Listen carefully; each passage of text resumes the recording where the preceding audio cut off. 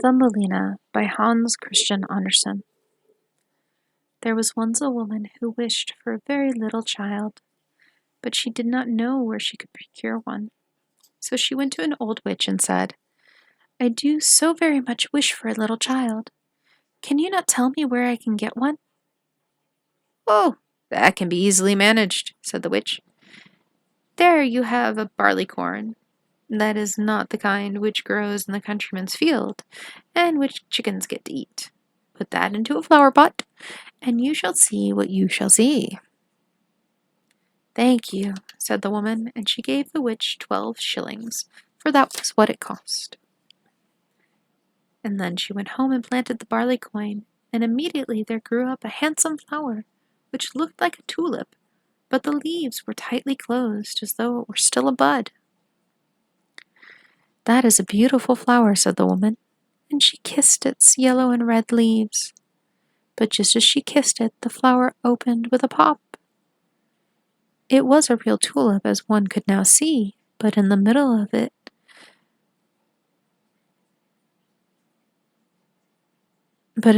flower there sat upon the green velvet stamens a little maiden, delicate and graceful to behold. She was scarcely half a thumb's length in height, and therefore she was called Thumbelina. A neat, polished walnut shell served Thumbelina for a cradle. Blue violet leaves were her mattresses, with a rose leaf for a coverlet. There she slept at night, but in the daytime she played upon the table, where the woman had put a plate with a wreath of flowers around it, whose stalk stood in water, and on the water swam a great tulip leaf, and on this the little maiden could sit and row from one side of the plate to the other, with 2 white horsehairs for oars. That looked very pretty indeed. She could also sing, and indeed so delicately and sweetly that the like had never been heard. Once as she lay at night in her pretty bed, there came an old toad creeping through the window, which one pane was broken. The toad was very ugly, big, and damp. It hopped straight down upon the table where Thumbelina lay sleeping under the rose leaf. "That would be a handsome wife for my son," said the toad, and she took the walnut shell in which Thumbelina lay asleep and hopped with it through the window down into the garden. There ran a great broad brook, but the margin was swampy and soft, and here the toad dwelt with her son. Ugh! He was ugly, and looked just like his mother. Croak, croak, brick, kick, kick. That was all he could do when he saw the graceful little maiden in the walnut shell. "Don't speak so loud, or she will awake," said the old toad. "She might run away from us, for she is light as a bit of swan's down. We will put her out in the brook upon one of the broad water-lily leaves. That will be just like an island for her, she is so small and light. Then she can't get away while we put the state-room under the marsh in order, where you are to live and keep house together." Out on the brook there grew many water lilies with broad green leaves, which looked as if they were floating on the water. The leaf which lay furthest out was also the greatest of all, and to that the old toad swam out and laid the walnut shell upon it with Thumbelina. The tiny Thumbelina woke early in the morning, and when she saw where she was, she began to cry very bitterly, for there was water on every side of the great green leaf, and she could not get to land at all. The old toad sat down in the marsh, decking out her room with rushes and yellow weed. It was to be made very pretty for the new daughter-in-law. Then she swam out with her ugly son to the leaf on which Thumbelina was. They wanted to take her pretty bed, which was to be put in the bridal chamber, before she went in there herself. The old toad bowed low before her in the water and said, "Here is my son. He will be your husband, and you will live splendidly together in the marsh." Croak, croak, rick, kick, kick, was all the son could say. Then they took the delicate little bed and swam away with it, but Thumbelina sat all alone upon the green leaf and wept, for she did not like to live at the nasty toads, and to have her ugly son for a husband. The little fishes swimming in the water below had both seen the toad and had also heard what she said. Therefore they stretched forth their heads, for they wanted to see the little girl. So soon as they saw her, they considered her so pretty that they felt sorry that she should have to go down to the ugly toad. No, that must never be. They assembled together in the water around the green stalk which held the leaf on which the little maiden stood, and with their teeth they gnawed away at the stalk, and so the leaf swam down the stream, and away went Thumbelina, far away, where the toad could not get her. Thumbelina sailed by many cities, and the little birds which sat in the bushes saw her and said, "What a lovely girl!" The leaf swam away with them further and further, so Thumbelina traveled out of the country. A graceful little white butterfly always fluttered round her, and at last alighted on the leaf. Thumbelina pleased him, and she was very glad of this, for now the toad could not reach them. And it was so beautiful where she was floating along. The sun shone upon the water, and the water glistened like the most splendid gold. She took her girdle and bound one end of it round the butterfly, fastening the other end of the ribbon to the leaf. The leaf now glided onward much faster, and Thumbelina too, for she stood upon the leaf. There came a great big cockchafer flying up, and he saw her and immediately clasped his claws round her slender waist and flew with her up into a tree. The green leaf went swimming down the brook, and the butterfly with it, for he was fastened to the leaf and couldn't get away from it. Mercy! How frightened little Thumbelina was when the cockchafer flew with her up into the tree, but especially she was sorry for the fine white butterfly whom she had bound fast to the leaf, for if he could not free himself from it, he would be obliged to starve. The cockchafer, however, did not trouble himself at all about this. He seated himself with her upon the biggest green leaf of the tree, gave her the sweet part of the flowers to eat, and declared that she was very pretty, though she did not in the least resemble a cockchafer. Afterwards came all the other cockchafers who lived in the tree to pay a visit. They looked at Thumbelina and said, "Why, she has not even more than 2 legs. That has a wretched appearance." "She has not any feelers," cried another. "Her waist is so slender. Fie, she looks like a human creature. How ugly she is," said all the lady cockchafers. And yet Thumbelina was very pretty. Even the cockchafer who had carried her off saw that. But when all the others declared she was ugly, he believed it at last and would not have her at all. She might go whither she liked. Then they flew down with her from the tree and set her upon a daisy, and she wept because she was so ugly that a cockchafer would have nothing to say to her. And yet she was the loveliest little being one could imagine, and as tender and as delicate as a rose leaf. The whole summer through, poor Thumbelina lived quite alone in the great wood. She wove herself a bed out of blades of grass, and hung it up under a shamrock so that she was protected from the rain. She plucked the honey out of the flowers for food, and drank of the dew which stood every morning upon the leaves.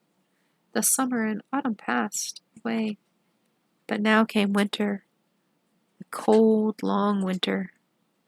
All the birds who had sung so sweetly before had flown away. The trees and flowers shed their leaves. The great shamrock under which she had lived shriveled up, and there remained nothing of it but the yellow withered stalk, and she was dreadfully cold, for her clothes were torn, and she herself was so frail and delicate. Poor little Thumbelina! She was nearly frozen. It began to snow, and every snowflake that fell upon her was like a whole shovelful thrown upon one of us, for we are tall, and she is only an inch long. Then she wrapped herself in a dry leaf that tore down in the middle, and would not warm her. She shivered with the cold. Close to the wood into which she had now come lay a great cornfield, but the corn was gone long ago. Only naked dry stubble stood up out of the frozen ground. These were just like a great forest for her to wander through, and oh, how she trembled with the cold. Then she arrived at the door of the field mouse. This mouse had a little hole under the stubble. There the field mouse lived, warm and comfortable, and had a whole room full of corn, a glorious kitchen, and a larder.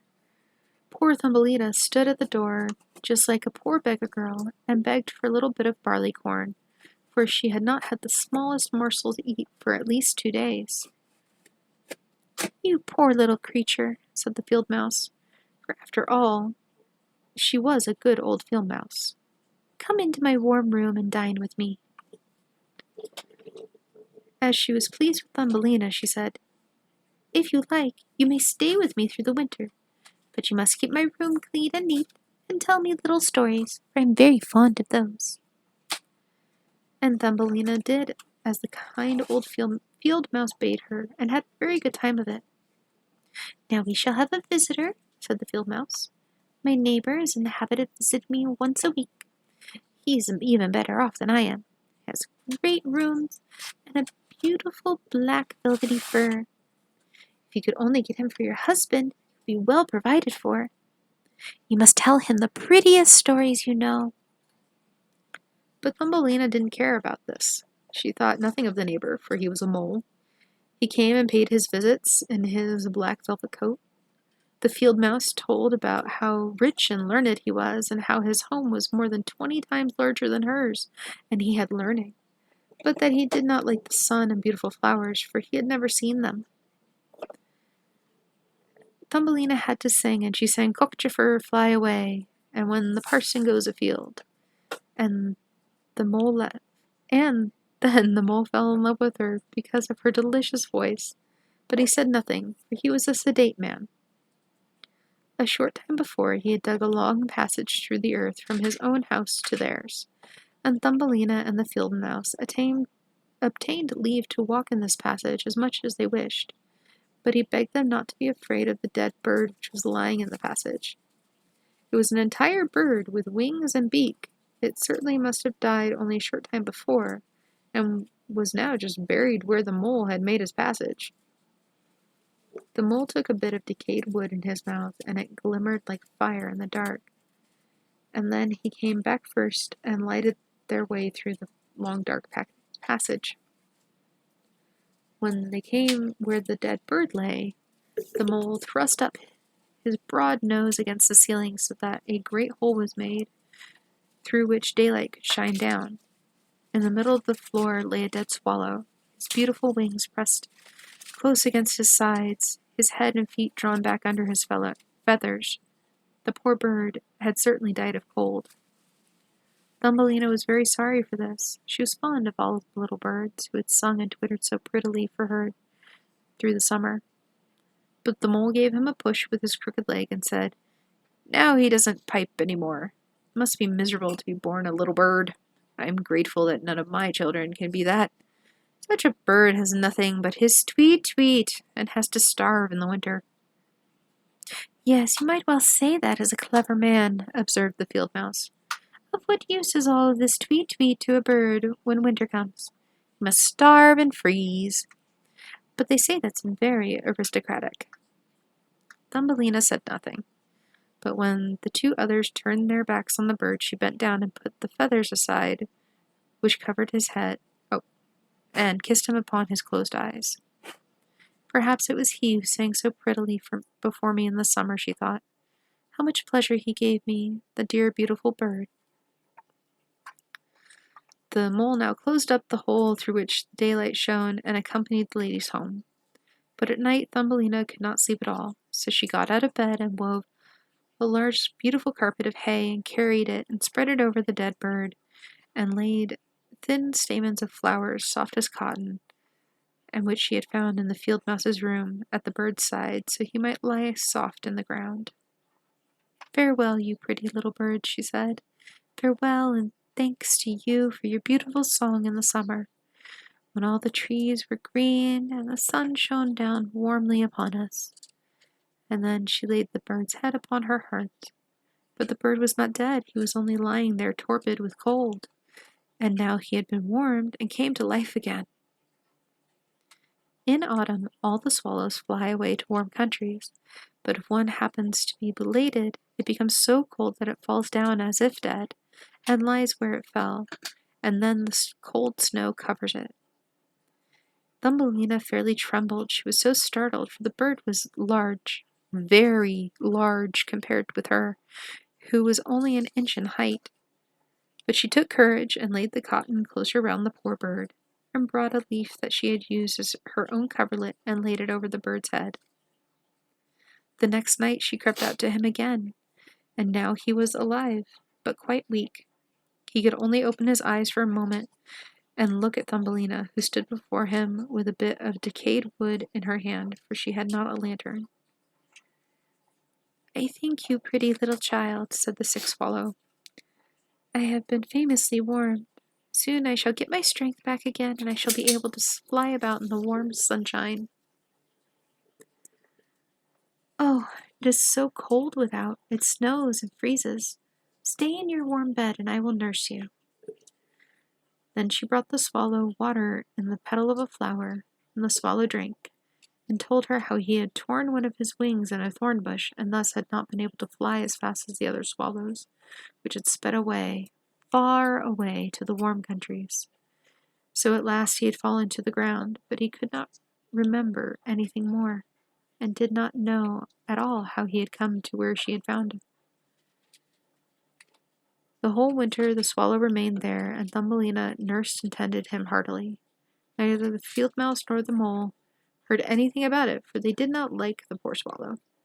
So soon as spring came and the sun warmed the earth, the swallow bade Thumbelina farewell, and she opened the hole which the mole had made in the ceiling.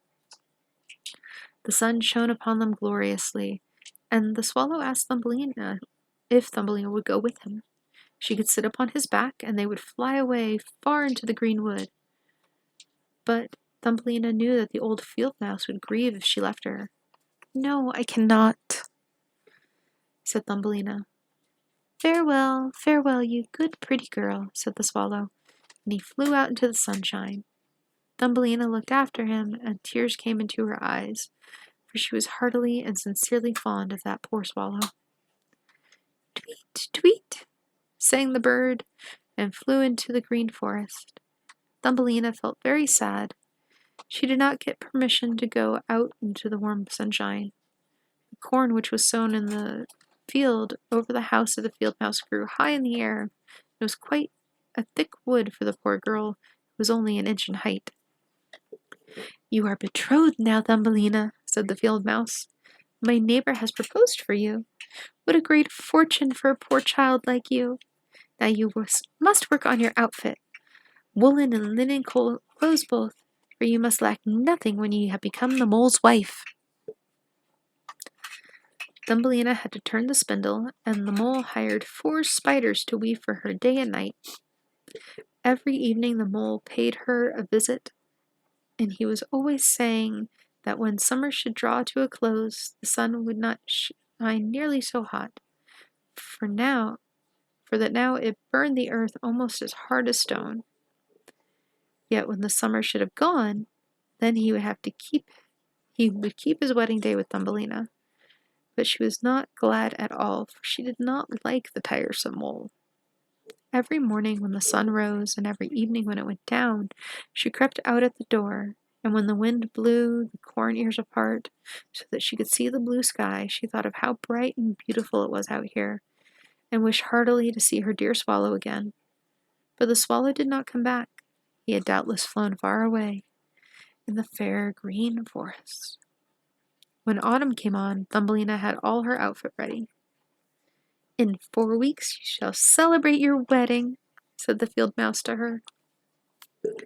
But Thumbelina wept and declared she would not have the tiresome mole. "Nonsense," said the field mouse. "Don't be obstinate, or I will bite you with my white teeth. He's a very fine man who you will marry.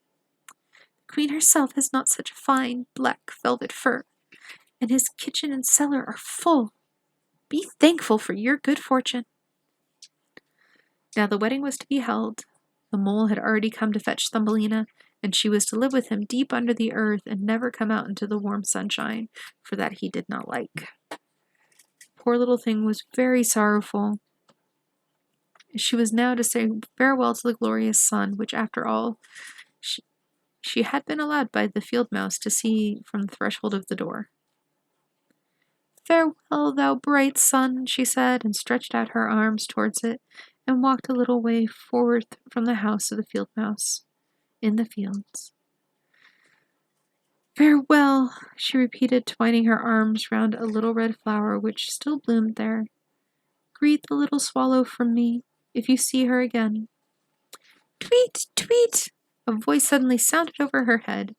She looked up, and it was the little swallow who was just flying by.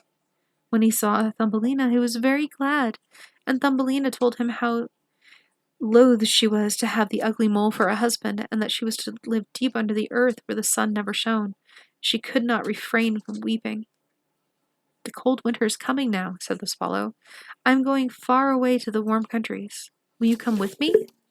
You can sit upon my back, and then we can fly away from the ugly mole in his dark room, away, far away, over the mountains to the warm countries, where the sun shines warmer than here, where it is always summer, and there are lovely flowers. Only fly with me, you dear little Thumbelina, you who have saved my life when I lay frozen in the dark earthly passage." "Yes, I will go with you," said Thumbelina, and she seated herself on the bird's back with her feet on his outspread wings, and bound her girdle fast to one of his strongest feathers.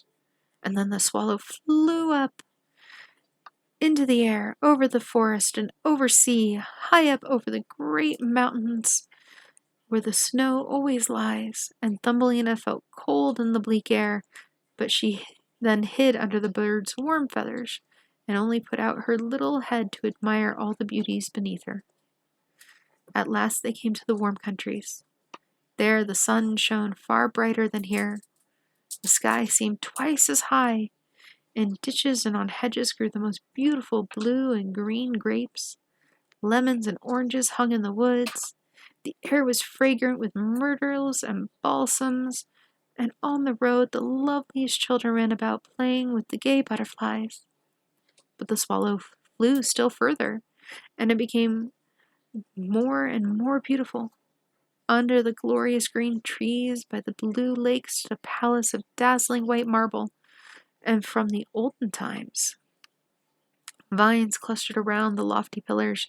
At the top were many swallows' nests clustered around, and in one of these the swallow lived who carried Thumbelina.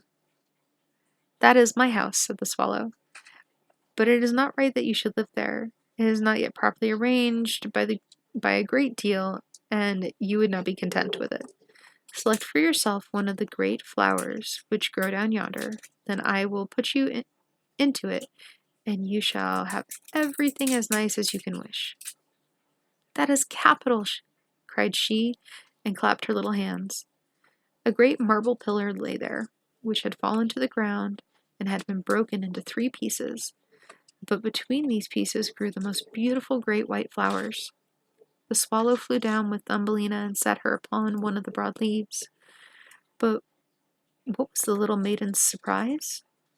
There sat a little man in the midst of the flower, as white and as transparent as if he had been made of glass.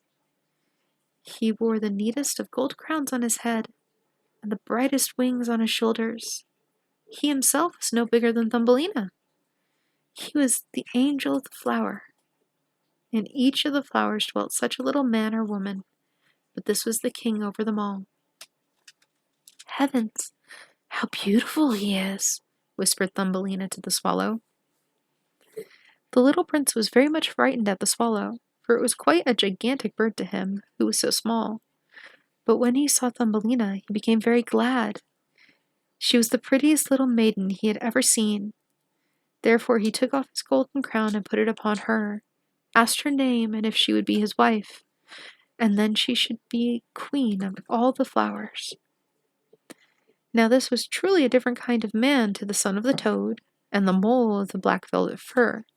She therefore said yes to the charming prince, and out of every flower came a lady or a lord, so pretty to behold that it was a delight. Each one brought Thumbelina a present, but the best gift was a pair of beautiful wings which had belonged to a great white fly. These were fastened to Thumbelina's back, and now she could fly from flower to flower. Then there was much rejoicing, and the little swallow sat there above them in her nest, and was able to sing the marriage song, which she accordingly did as well as she could. But yet her heart was sad, for she was so fond of Thumbelina, and would have liked to have never parted from her. "You shall not be called Thumbelina," said the flower angel to her. "That is an ugly name, and you are too fair for it. We will call you Maya." "Farewell, farewell," said the little swallow with a heavy heart, and she flew away from the warm countries, far away back to Denmark. There she had a little nest over the window of the man who can tell fairy tales. Before him she sang tweet, tweet, and from him we have the whole story. Thus ends Thumbelina by Hans Christian Andersen.